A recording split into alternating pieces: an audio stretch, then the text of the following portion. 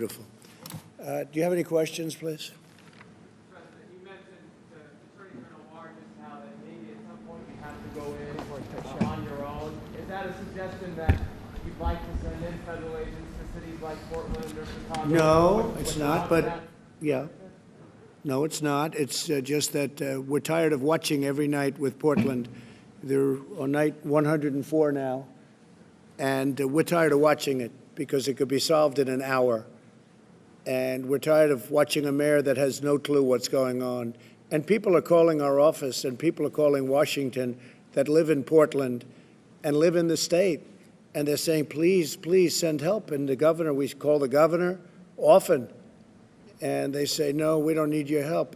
But I say, your community is burning down. They don't need our help.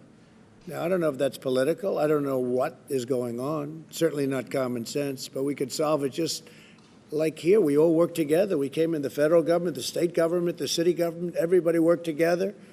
The senator, the congressman. It was like a beautiful thing. It just came, it just worked. And it was done almost instantly. People were amazed. And as you probably will have to report, maybe people are surprised, there's been zero problem in terms of your safety, our safety. I feel so safe. 4 or 5 days ago, James, we couldn't have done this. The law enforcement's been so great. And we could do this in Portland so quickly, so easily, it would be incredible. We would have done it in Seattle. We were all set to go into Seattle, as you know, the following day. And they heard that, and they sent the police in, and the police did a good job. But the people gave up. They were exhausted. They were there for a long time, and they gave up. They were exhausted. So we're there. I mean, we'd love to help Oregon. We'd love to help, really love to help Portland, because we could solve that problem so easily. We have the people. They're ready. They could be there in less than an hour. Less than an hour. And it would all end. And they got a glimpse of that in this great state. They got a really good glimpse of it. It happened very quickly. And now, I mean, I see it. They're already rebuilding. You're already rebuilding your stores. You'll be rebuilding your stores soon, your camera shop. So we don't want to do that, but at some point we're going to have to do it. We're going to have to do it, okay?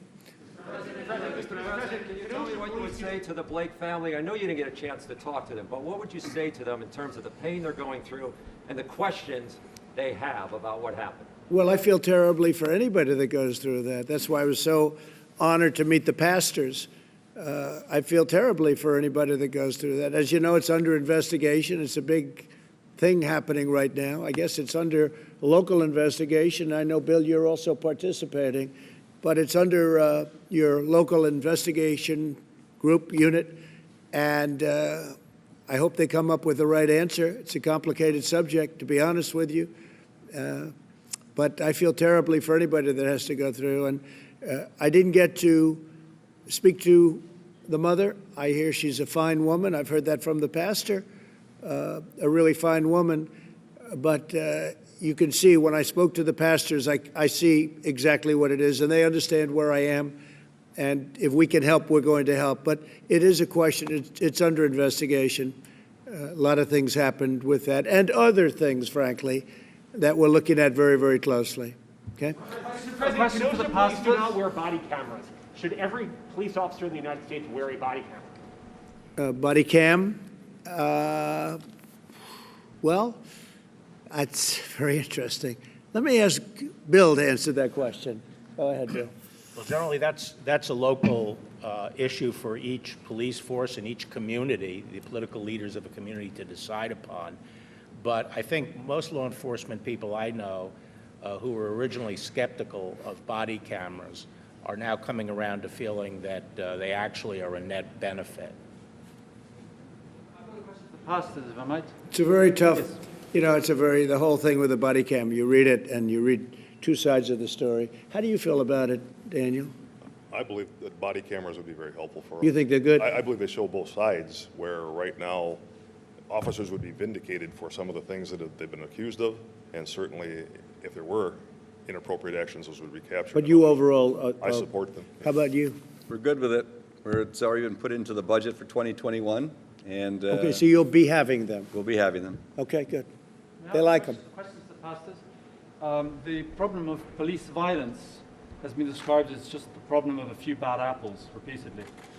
You're going to have to speak up, please. Yeah, the problem of police violence has been described by you, including the President, as just bad apples, a few bad apples, or people who choke occasionally.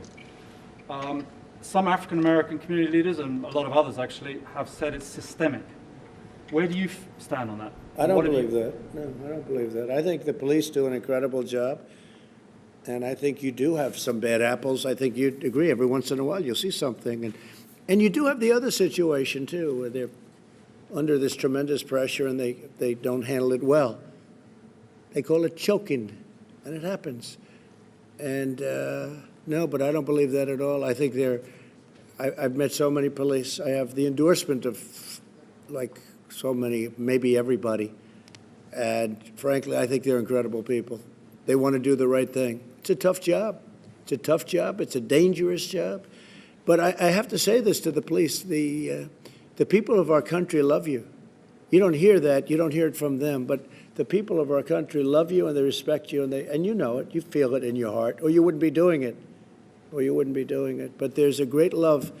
And when they see what goes on, and when they see a case like this where it's solved so quickly, they respect the police a lot, really a lot. So you should hear it at least.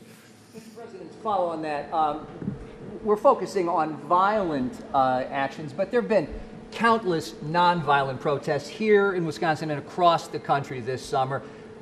People calling for an end to systemic racism. Do you believe systemic racism is a problem in this country? Well, you know, you just keep getting back to the opposite subject. We should talk about the kind of violence that we've seen in Portland and here and other places. It's tremendous violence. You always get to the other side. Well, what do you think about this or that? The fact is that we've seen tremendous violence, and we will put it out very, very quickly if given the chance. And that's what this is all about. Yeah, I keep hearing about peaceful protests. I hear it about everything. And then I come into an area like this and I see the town is burned down. I mean, you look at Minneapolis, they should have acted much quicker. When we got the National Guard in there, it took literally a half an hour. You saw the scene. They formed, they walked, it was over. And they haven't had a problem of any consequence since. Their police weren't allowed to do the job that they could do. They have a very good police department, but they weren't allowed. Now they want to break it up. They want to end it. They don't want to have a police department. They want to not only defund, they want to get rid of it. It's ridiculous.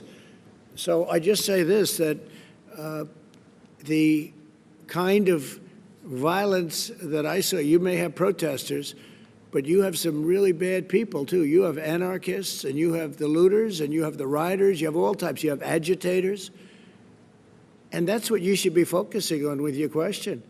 I keep hearing about peaceful protests. It's become really, I think it's hurt the media very badly, because you'll have somebody standing on one of the networks, I won't say which one, but there are more than one, many of them, saying how it's a peaceful protest, and over the shoulder you see the whole place is burning down. It's become a pretty common sight. So I don't view the peaceful protests. I think peaceful protesting is fantastic. I think it's great.